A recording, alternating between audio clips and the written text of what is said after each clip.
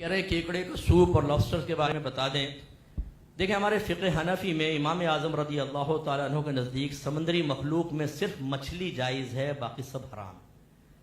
امام شافعی رضی اللہ تعالیٰ عنہ مطلقاً تمام سمندری مخلوق کو جو کھانے کے لائق ہیں ان کو جائز قرار دیتے ہیں۔ امام اعظم صرف مچھلی کو جائز قرار دیتے ہیں۔ سوال پیدا ہوتا ہے مچھلی کسے کہتے ہیں؟ یاد رکھیں مچھلی جو مچھیرے جس کو مچھلی کہیں یا عرف عام میں اس کو مچھلی کہا جاتا ہے وہ مچھلی۔ بعض کہتے ہیں گلپھڑے ہونے چاہیے، بعض کہتے ہیں وہ سانپ کی طرح نہ ہو، پتہ نہیں کیا کچھ نشانیاں، یہ عرف پر محمول ہوتا ہے جس کو مچھلی کہا جاتا ہے وہ۔ اسی لیے جھینگے میں اختلاف ہے کہ بعض نے اس کو کیڑوں کی فیملی سے مانا ہے اور بعض نے اس کو مچھلی کی فیملی سے مانا۔ تو ہمارے ہاں جو مچھیرے آتے ہیں آپ نے دیکھا ہوگا، میرے علاقے میں جب آتے تھے مجھے نہیں پتا یہاں کیا ہے، لیکن وہ جھینگا مچھی وہ جھینگا مچھی کہتے تھے۔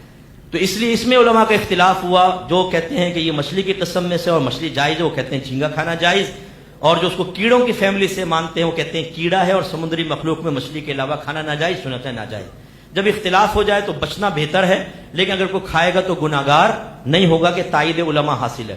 باقی کیکڑے کا سوپ، لابسٹر وغیرہ یہ غیر مخلوق ہے، ان کے یہ مچھلی کے علاوہ ہے، یہ جائز نہیں ہے۔ ہاں ایک مشہور ضابطہ ہے الضرورات تبیح المحظورات، کہ ضرورتیں مباح چیز کو ممنوع چیز کو مباح کر دیتی ہیں۔ ضرورت ہو تو پھر وقتی طور پر انسان استعمال کر سکتا ہے، جیسے دمے کے مریض ہوتے ہیں اور سردیوں کے اندر ان کا دمہ بڑھتا ہے تو بعض اوقات ڈاکٹر سجیسٹ کرتے ہیں کہ آپ کیکڑے کا سوپ پئیں، اس سے آپ کو سانس میں آسانی ہوگی۔